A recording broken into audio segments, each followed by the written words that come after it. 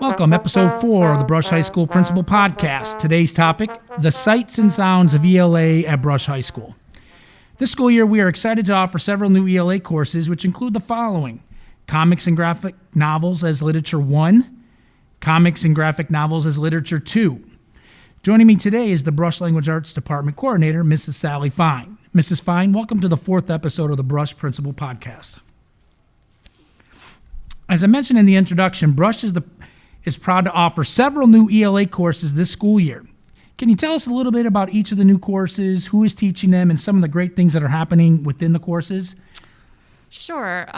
Both Comic and Graphic Novels as Literature 1 and Comics and Graphic Novels as Literature 2 are being taught by Mike Beck, who is quite the aficionado in both genre. And we're excited to offer these courses because we've seen a rise in interest from our students. We're excited that they're reading something that they enjoy. And Mr. Beck is able to bring such terrific meaning from these graphic works. They're talking about issues of social justice and identity and global issues. It's really remarkable what he's able to do with this genre. Mrs. Fine, what is the specific purpose of these classes, Comics and Graphic Novels 1 and 2, while we're preparing students for after high school at Brush? Sure. We've been working hard on college essays and resume writing, and most recently we have had the pleasure of working with Lake Erie Inc. to help our juniors and seniors write their Stop the Hate essays. So can you give us an example of some of the works that they're reading? I know there's many. If you can just give a couple so that we have an idea what exactly the students are looking at, whether it's the comic or the graphic novels. Or the graphic novels that they've read in the last several weeks have been Persepolis and Mouse, and they just finished American-Born Chinese, which gave them an opportunity to talk about stereotyping and the impact of stereotyping, as well as where stereotypes come from. So transitioning right into our next topic, Stop the Hate essay is a contest that Brush does incredibly well each year. Provide for our listeners a recap of some of the recent successes our students have had with this contest, while also explaining the process for how our students enter the contest. Well, 2 years ago, Nia Terrell, who's now a sophomore at Ohio State, earned a $15,000 scholarship for writing an essay on women and minorities in STEM. And AJ Shorts last year won a $5,000 scholarship. He wrote about an interaction he had with a local police department as a young black man. He's used that scholarship money towards his tuition at Mount Union. And Lily Al-Shiktaha was also a finalist last year. She won a $1,000 scholarship for writing about gender identity bias. Ms. Fine, can you share the specific incentives that our students can win by participating in Stop the Hate essay? Yeah, it's really exciting. Every year it changes a little bit. This coming year, the grand prize is a $20,000 scholarship. The first runner-up would earn a $10,000 scholarship, and the second runner-up earns a $5,000 scholarship. The school that the winners attend also receives grant money, basically, for anti-bias education, and we were able to purchase for the Language Arts Department several fiction and nonfiction books related to anti-bias education for our classroom libraries. So it's a great opportunity, and the works are published. It's actually become a very big deal over the last 15 years. Every time I've gone to listen to the essay contest portion where we host it down in Cleveland somewhere, or it's at the Maltz Museum, the Art it's Museum. Always a unique experience. Can you tell our listeners who this essay is open to, when they start this process, and then talk to us a little bit about how the evening of presentation goes, if you could. Sure. So our experience is, of course, pre-COVID. I'm not sure what's going to happen this year. Things have been different the last 2 years. But prior to COVID, there are 10 finalists named from 2,000 entries, and in grades 9 through 12. And those students are invited to work with Milton Maltz, who was a well-known broadcaster in Cleveland years and years ago and has become an amazing philanthropist. He coaches them on reading their essays to a large audience, and then they're judged by a panel of community members from different, representatives from different Cleveland foundations and businesses. And then the winners are announced at the end of the evening. Now, a lot of work goes into that prior. The contest is open to any public or private school in Northeast Ohio. And we've been very, very fortunate the last 2 years to have staff members, writing coaches from Lake Erie Inc. come to Brush and work with our students on writing narratives and writing their Stop the Hate essay. And then from there, I can coach them the rest of the way to determine whether or not they want to actually enter the contest. So of course, our goal is to have as many of our students, juniors and seniors, enter the contest. And we have a pretty good track record. That's an understatement. I think over the last dozen or so years, you've had a number of students come home with some type of accolade of some sort, and the whole experience is really interesting. If you have the opportunity to see this, I know last year we did it differently because of COVID. The essay contest winners had to upload their video where they presented their essay, and that was shared on a link.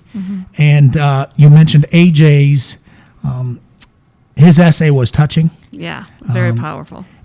They all are. But it was interesting to see. It's too bad we could not see how he would have performed on stage reading in a pre-COVID year. I was told off the record that had he been able to read that to the judges, that he probably would have taken the whole thing. Wow, that's impressive. Yeah. Our students do a bang-up job with that essay, so keep up the great work, Ms. Fine. Thank you to you and our department. Ms. Fine, can you give our audience some insight in how you and the English department choose novels for our students to read in their assigned ELA courses? How are the novels chosen? Why are the novels chosen? Yeah, so that's really been evolving over the last few years. We went from teaching very traditional titles to really considering what's best for our students.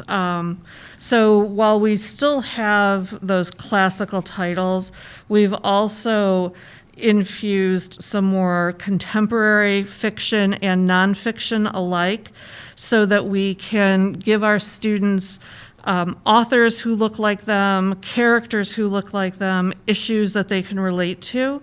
And hopefully that will pique their interest and keep them more invested in their ELA classes.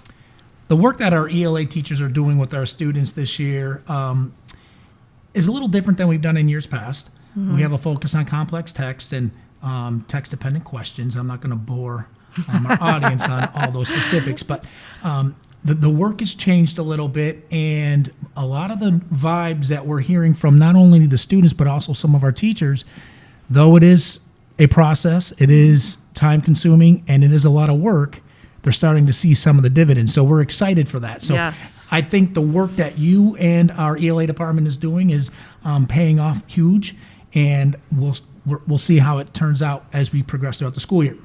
Finally, if you could share with our audience why it's important for our students to read outside the classroom while providing tips on what students should read for enjoyment, because that is a huge piece here as we are educating the 21st century student. Exactly, yeah. So there's the research supports that for students who read 20 minutes a day, and any text, nonfiction, fiction, 20 minutes a day, that on their standardized tests, they usually score in the 90th percentile. When you contrast that to a student who reads 1 minute or less a day, those students who aren't reading for pleasure are landing in the 10th percentile. So it's really critical from a testing standpoint that our students are reading. Now, it's not just about the tests, obviously. The research also shows that reading for pleasure is a great predictor for the cognitive progress as well as social mobility. So we care about our students now, and we care about our students in the future. So we want to do everything we can to encourage them to take care of themselves and to take care of their future so that they can be contributing members of our global society. So not only will they gain general knowledge from pleasure reading, but they're also going to develop empathy. They're going to improve their imaginations, and all of these things are going to be so important to them in the workplace or in higher education. Which goes full circle into the request of the department to develop that new comics and graphic novels course. Right. As well as we do have these 2 courses in our course description book, and we're just waiting to have enough support from our students to participate. Women's literature and science fiction and fantasy. I think you did an excellent job of pointing out why we want our students to read not only in school but outside of school for enjoyment. It doesn't matter if it's a graphic novel, it doesn't matter if it's a comic, it could be a magazine, absolutely, a journal, whatever. Yeah. It's just as long as they're reading to have that literature in front of them, or the text, however you want to word it. Right, and it's just really important. I think that they've had a lot of toxic screen time in the past couple of years, and they need to take a break from their screens and really find something new and positive to work with in books, magazines, newspapers, whatever their pleasure. That's a great outlet, as long as they're reading. That's the important thing. Ms. Fine, thank you for everything you're doing for our department and our students. I believe our English teachers are doing one whale of a job this school year in preparing our kids through this interesting school year with our second year of the pandemic. This is a friendly reminder that we have several upcoming events here at Brush. Here's a snapshot of some of the fun. Semester exams do begin Thursday, December 16th, which is next Thursday. We'll have periods 1 and 2 test on Thursday. On the 17th, which is Friday, periods 3 and 4. The following Monday, on December 20th, we'll have periods 5 and 6. And then Tuesday, December 21st, periods 7 and 8 will test. Exam periods are 75 minutes in length, and they will be 8 to 9:15, and then 9:30 to 10:45. Students will be able to leave the building at the conclusion of their last exam for the school day. If a student needs support, tutorial sessions, or other assistance, this can be provided with their teachers. Please know that report cards will be available on Wednesday, December 22nd after 5 o'clock. And winter break for students begins December 22nd through January 6th. That means students will be returning to the building from winter break on Friday, January 7th. We are planning some interesting events on that particular day just so that we can prepare for the second semester. As I tell the staff each and every day in our morning message, please make today the best day. Continue to be safe in our protocols of COVID prevention, where we strongly recommend wearing a mask on campus, washing hands regularly, and limiting our distance from others. Have a great day, Art Nation. Thank you, Ms. Fine. Thank you to our English department. Thank you, Mr. Williamson. You have been listening to a Charles F. Brush High School AV-TV Productions podcast at the South Euclid Lyndhurst Schools, the destination school community.